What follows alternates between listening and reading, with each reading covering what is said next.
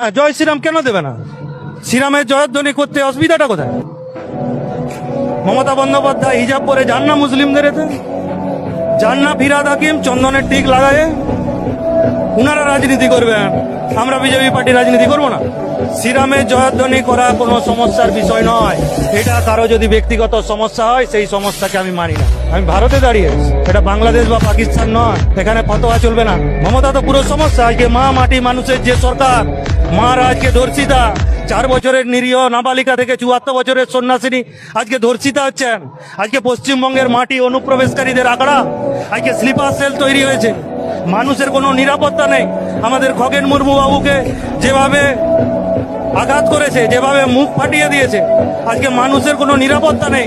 মা মাটি মানুষের সরকার আজকে বিপর্যস্ত, প্রশাসন আজকে মানুষের নিরাপত্তা দিতে অপারগ।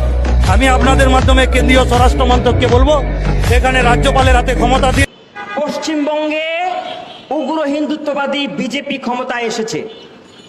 এই উগ্র হিন্দুত্ববাদী দল বিজেপির নেতা কুভেন্দু, এই কুভেন্দু অধিকারী, সে প্রকাশ্যে বাংলাদেশ বিরোধী বক্তব্য দিয়েছে, মুসলমান বিরোধী বক্তব্য দিয়েছে, মুসলমানদেরকে হিন্দু হওয়ার দাবি জানিয়েছে। আমরা বলি কুভেন্দু তুমি মুসলমান হয়ে যাও। আমরা বলি বাংলাদেশে তোমরা কোনো অনুপ্রবেশে ঢুকাতে পারবে না, তবে হ্যাঁ বাংলাদেশের লোক ভারত দখল করে নিবে।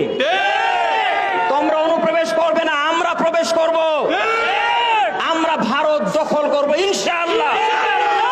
মুসলমানদেরকে শহীদ করে জমানো যাবে না। মুসলমান আল্লাহ পাক ছাড়া কাউকে ভয় পায় না। মুসলমান শান্ত জাতি। একবার ফুঁসে উঠলে এই কুভেন্দু, এই মোদি, এদের সরকার এটাকে উৎখাত করবেই, সমস্ত মুশরিক গুলোকে নিশ্চিহ্ন করে ফেলবে ইনশাআল্লাহ। আমরা বলতে চাই, তোমরা মসজিদে আগুন দিচ্ছ, প্রকাশ্যে সেগুলো মিডিয়ায় আসছে, বাংলাদেশে মিডিয়াতেও আসতেছে, আপনারা প্রকাশ করেছেন। মসজিদ পুড়িয়ে দিচ্ছ, মুসলমানদের শহীদ করছো, ঘর বাড়ি পুড়িয়ে দিচ্ছ, দোকানপাট পুড়িয়ে দিচ্ছ, গোস্তের দোকান ভেঙে দিচ্ছ, এগুলো করার অধিকার তোমাদের নাই। আমরা বরং বেশি বাড়াবাড়ি করলে তোমাদের সমস্ত মন্দির গুড়িয়ে ফেলবো ইনশাআল্লাহ।